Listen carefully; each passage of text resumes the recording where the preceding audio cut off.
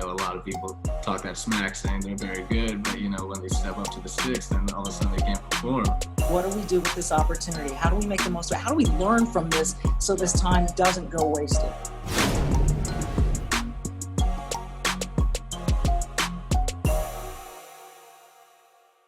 So as we continue to hit every aspect of the sports world here on Distance Training, today we have the best sideline reporter in sports and Sunday Night Football's Michelle Tafoya, and also Rex Pflueger, a fifth-year senior who never got to see tip-off of his final March Madness.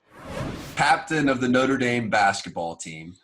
Rex, I want to start you with, what was life like on the day that everything paused? Man, the day everything paused, it's, that's a memory that's going to stick with you forever. We were driving. We just recently beat Boston College the day before in the ACC tournament. And we were headed over to a local gym in Greensboro, a high school, to go practice. And, all these tournaments were getting canceled, and ours hasn't got canceled yet, the ACC. So when we were all just looking at Twitter on our phones, and we just knew it was coming. And right when we pulled up to the gym, Coach Bray started walking back, and I told everybody, yep, this is it. Came back, kind of gave us, the speech telling us that it looks like everything's going to be over. And it was just such a shock all of a sudden, because for me, 5 years at the same university playing high Division I basketball, and then all of a sudden it's just done. Not because of a loss, not because you didn't make a tournament, just because. And it's obviously the first of its kind. But, I've had a great career at Notre Dame, so I feel like I've given my all. So I'm probably in a better place than most people. I really feel bad for all the seniors that never really got the shot to, go out there, and especially like the San Diego States. I got close friends close with that program. And just to see what they could have done in all the other countless programs I hadn't shot, Dayton, it would have been awesome to see, but it's just a really unfortunate time for those players. And Coach Bray is one of the coolest guys and one of the coolest coaches in the country. I mean, what kind of conversations have you been having with him first in that time period and now since? During that time, we were all mindset on the next game, and that was our mentality the whole season. No matter what happens, no matter if it was a big win or a close loss, our mind was on to the next game, no further than that. So when it came to nobody in the world knows what's going to happen next, it was almost something that nobody could prepare for, even Coach Bray himself, being the, affluential leader that he is. He's just somebody that's so charismatic that everyone cares about him because he cares about everyone, cares about all of his players. And, he was really distraught for all of us because he thought we really had a shot to do something special. And it sucks that it came to an end, but that's reality. And as captain and as a leader yourself, I mean, what do you say to your teammates about how to get through something like this, which nobody's ever seen?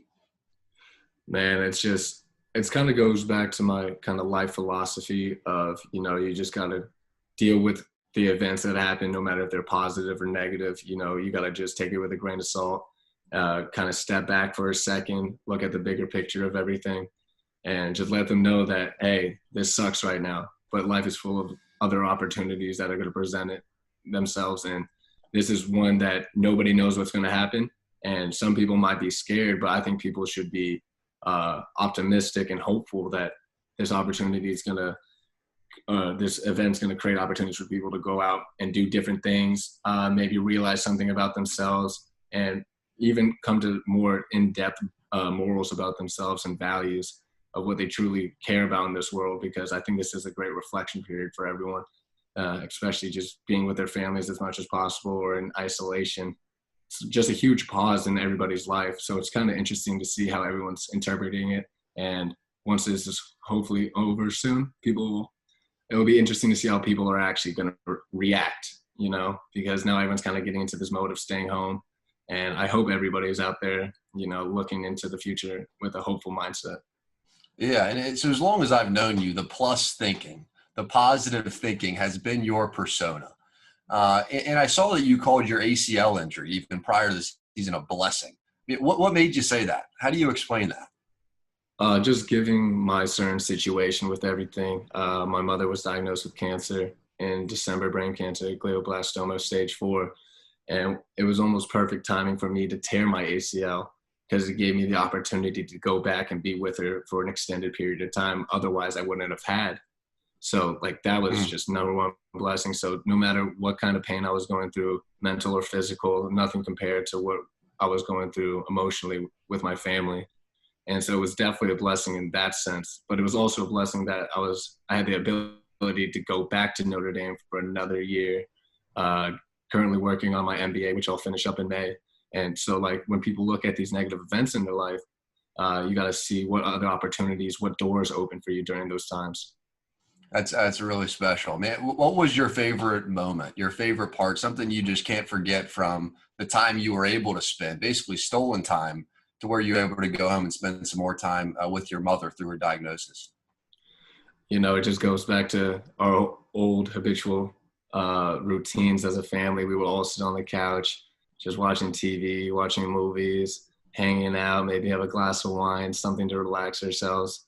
And, you know, those are the moments that I'm going to cherish for the rest of my life, especially having those ones in such a critical time. But it just shows you that the little things in your family home when you grow up, they really stay with you and they have a deeper meaning to you than you realize at the time. And then when that happens, it's something special. So I try to talk to myself, you know, the self-awareness aspect, to always be curious of that moment while I'm in it, in the present. So just trying to enjoy life as it goes, man.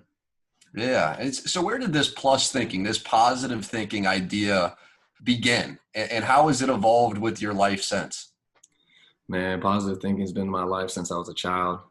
Even if my parents didn't directly know that they were doing it, but they were influencing me to think in this optimistic mindset where you're not, when people think of positive thinking, is the first thing that comes to their mind is the idea of like, oh, you're just looking at the glasses half full in every situation, which is somewhat true, but not the entire story. It's not like it's probably 60 degrees here. And cloudy. I'm not going to go out and say, oh my God, what a beautiful day. Like, that's not what positive thinking is. That's just unrealistic expectations. Positive thinking is be able to keep a frame of mind in difficult situations, that things will get better and you need to persevere, and that knowing that adversity is actually a stepping stone to your maturity, and that you should always know that you're never going to fully be at a state that is perfect, but you can always keep pushing yourself in every aspect of life, whether it's work, family, relationships, and you can always improve on anything. And that's really what I believe positive thinking is. And that was instilled in me by my mom and my father. It's awesome. I mean, so when you hit your darkest point, and people around the world will hit their darkest point at some point too, what advice would you give them? I mean, what is the positive thinking? What is the plus thinking mindset in the hardest moments?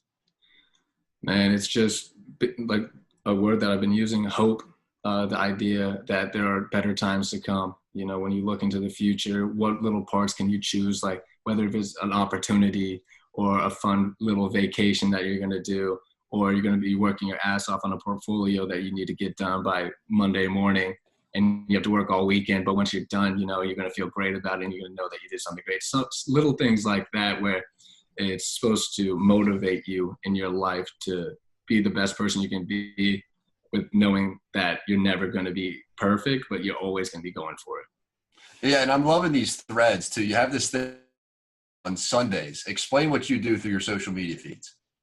I like to do something called Sunday Positivity Thread, where I'll start off just with that, kind of say that hashtag, and I just try to get people to tweet during that link just how they feel, during that week, what positive moments and what they're thankful for from that week, just to not only for them to say it or type it out loud, but for other people to see as well, as little reminders to us, like, someone got to see their dad for the first time in a year because they're away at college or they're overseas fighting for our country, stuff like that.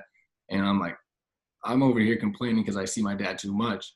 Then you see that, and it reminds you of all the amazing values that, and just all the blessings that you truly have that sometimes can get covered by other little messes in the world that don't really matter.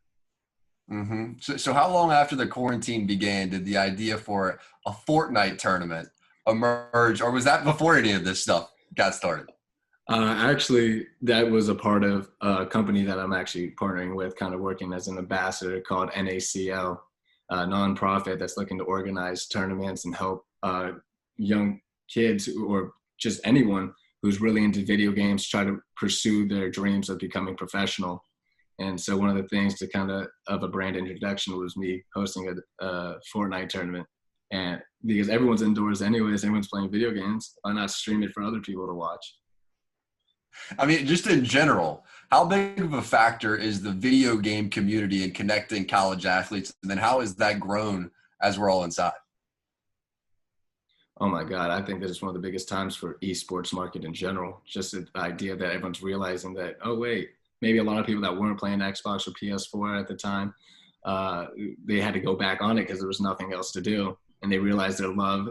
And then they see other people, and just seeing how the community has grown, you know, in the past couple of years, just how large it is and the scale that it can reach just because of virtual or just being able to have it on your screen. People can look on their TVs, computers, and you can really engage yourself with that by commenting, whether it's streaming or whatnot. And I think it's just such a fun time for esports.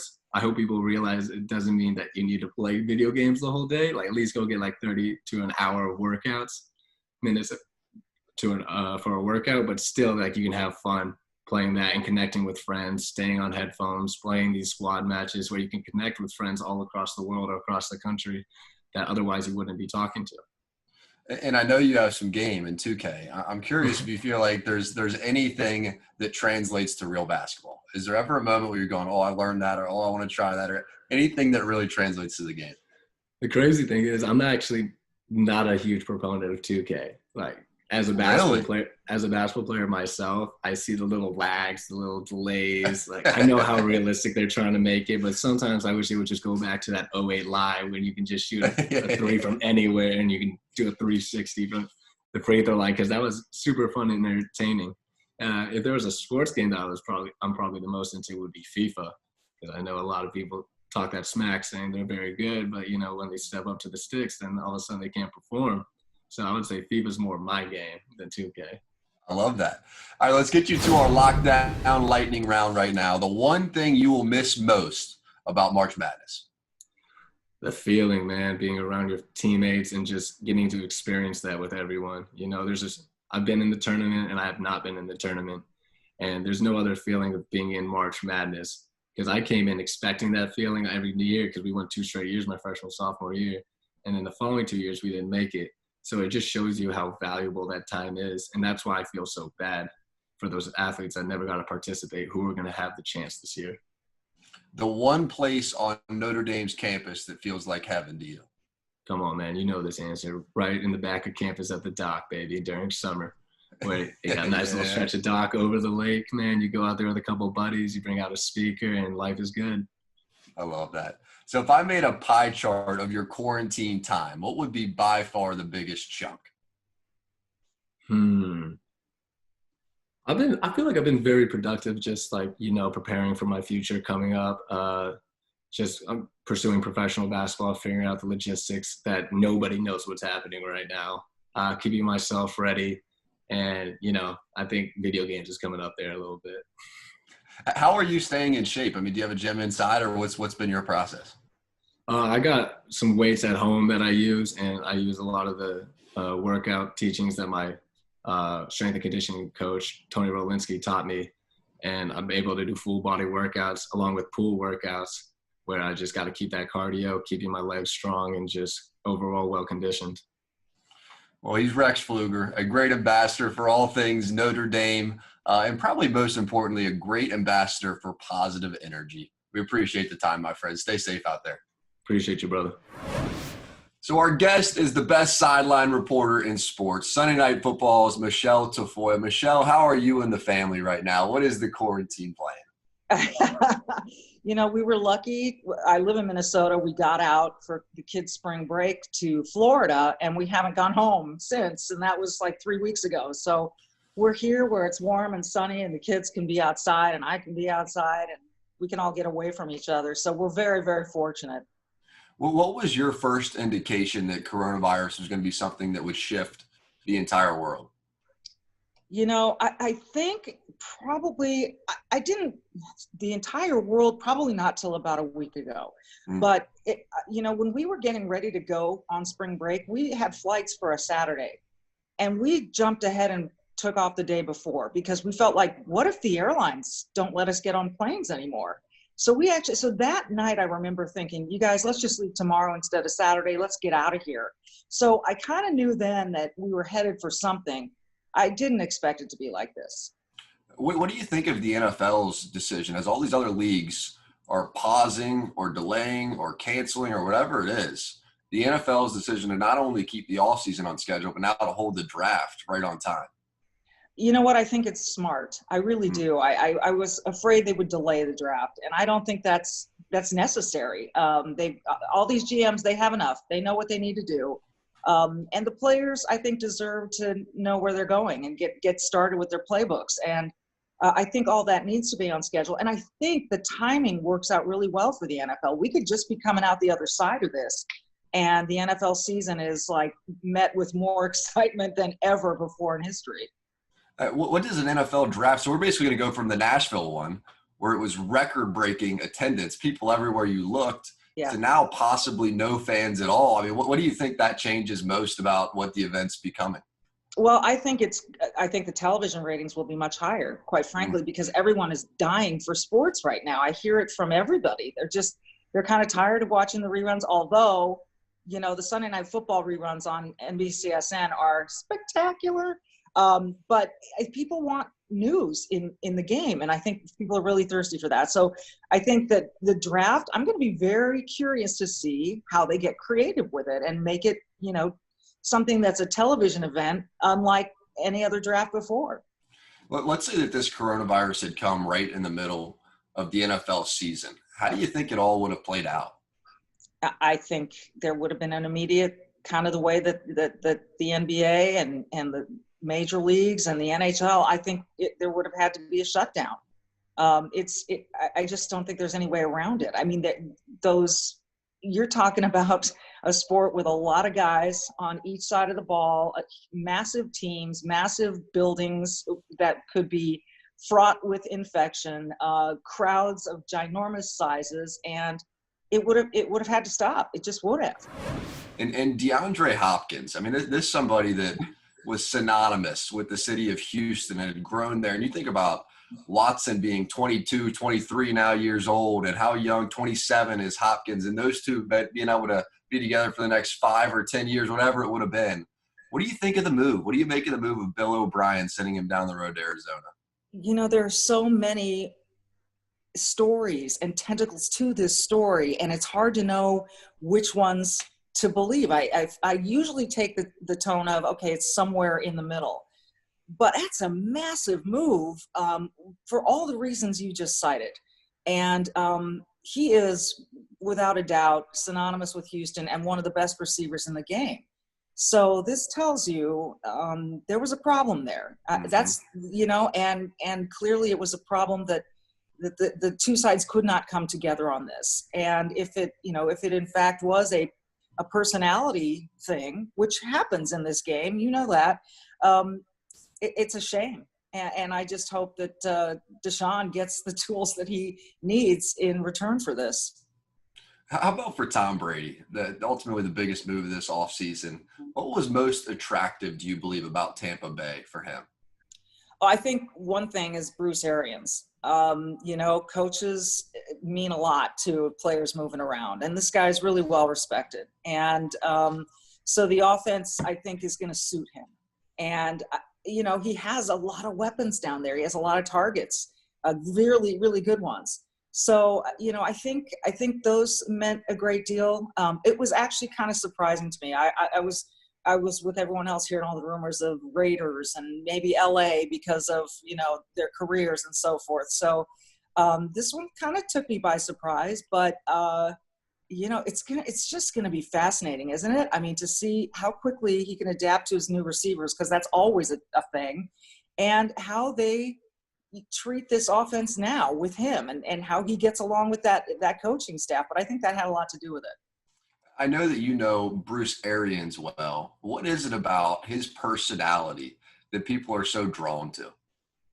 He's just real. He's real, and he's straightforward, and he's fun and funny.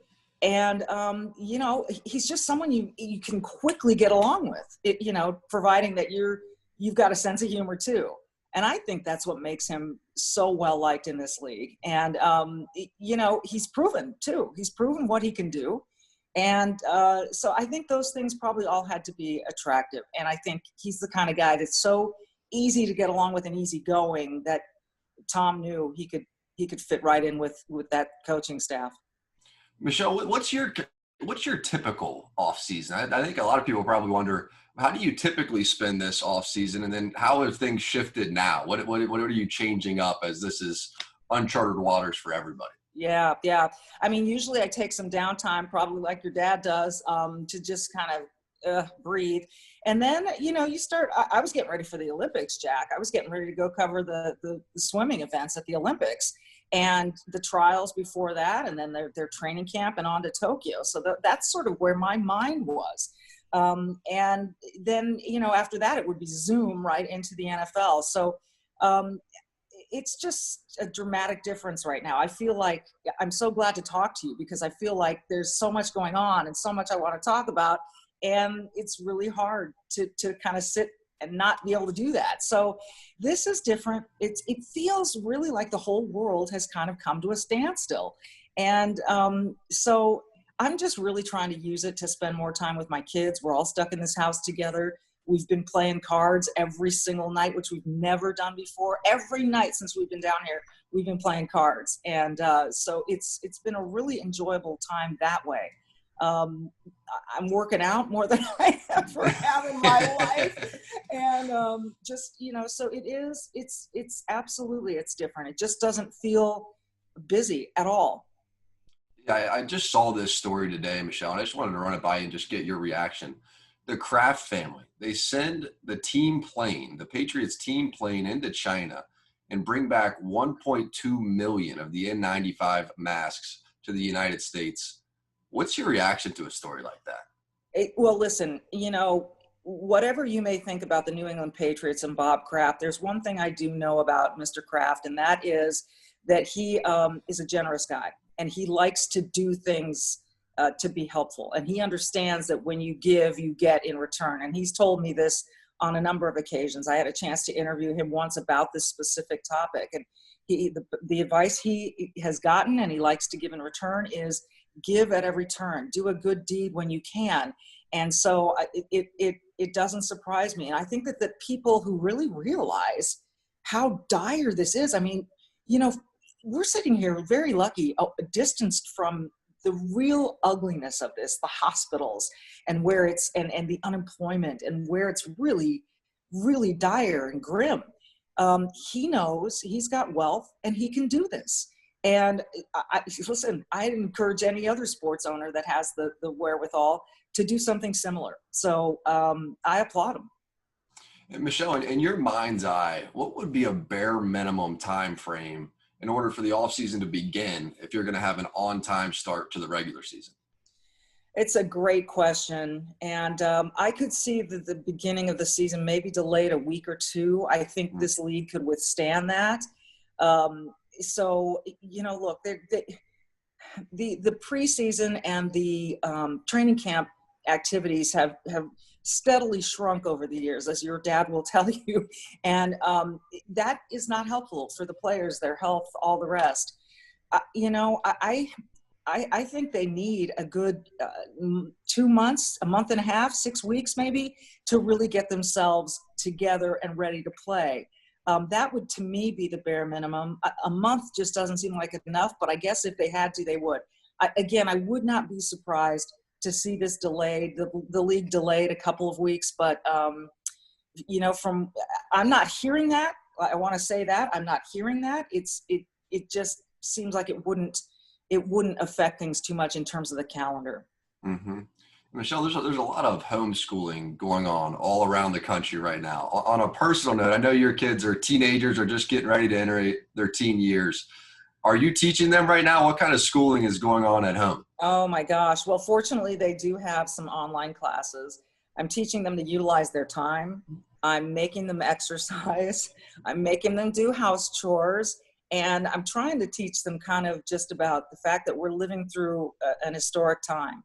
And someday their kids will want to know about what this was like. And so I'm just kind of encouraging them to stay brave, don't be afraid, be courageous. We'll get through this, have faith. And, you know, they're keeping in touch with their friends. I can't imagine this 100 years ago, even 20 years ago. Can you? We wouldn't be able to do this. We wouldn't be able to hook up with people online and have these chats and do all the things that are keeping us sane right now. We'd be stuck with the same little group of people all the time, and with very little to entertain us. So we're really, if there's a silver lining, it's that technology is able to bring people together and able to spread good news within the bad. But kids are doing, you know, what they're going to do. They're doing their homework assignments. My daughter's 5th grade play, which is a capstone project at her school, has been canceled, unfortunately. And my son, it doesn't sound like, who's about to graduate middle school, will not have a graduation ceremony. So those things are sad, but you know what? It's where we are. And so I'm kind of trying to keep them stoic about this. What do we do with this opportunity? How do we make the most of it? How do we learn from this so this time doesn't go wasted? Yeah, well, I just try to hold on to any of the positives. And one of the real positives today was the opportunity to catch up with you. And so I really appreciate you coming on, hanging out with us a little bit. Hope to see you soon, and please stay safe. I hope so too, Jack. You do the same. All the best.